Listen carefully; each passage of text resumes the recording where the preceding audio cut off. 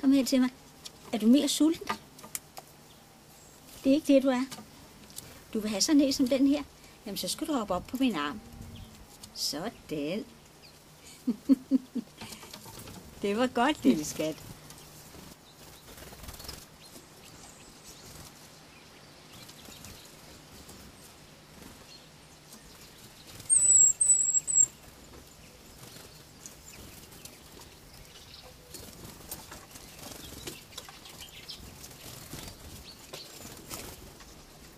Ved du hvad, det nytter altså ikke noget at flyve ind. Nu bliver jeg nødt til at komme herud, ellers så kan du ikke få noget.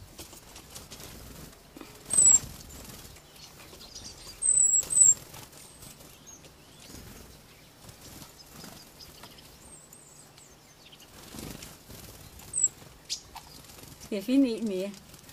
Den der.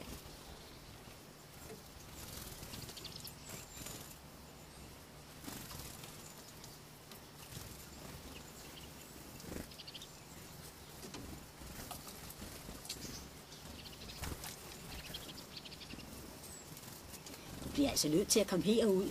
Kom her. Kom herud til mig. Sådan. Kom herover på min skød. Er du sulten?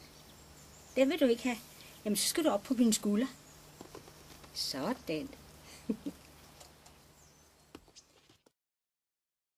Grunden til, at jeg i denne film om egern også har vist nogle klip om det utrolig rige fugleliv, der findes her på stedet, er i håb om at ændre den udbredte opfattelse, mange fugleelskere har, at egern er den store redeplynder.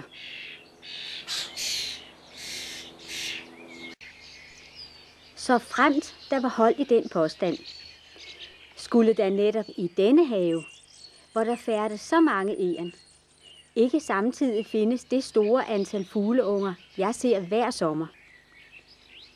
Undersøgelser af egerns maveindhold har også vist, at det kun er i et meget lille omfang, fugleæg indgår i egernes kost.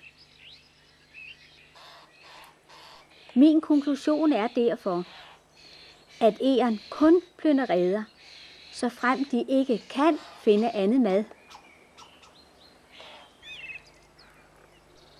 Da jeg synes, det er synd for egern, de stadig skal undgælde for en gammel overtro, er min opfordring til haveejere, der ser egern i haven.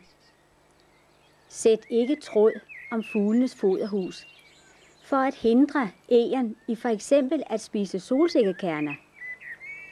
Men und jer selv den fornøjelse at se det smukke lille dyr blandt havens fugle.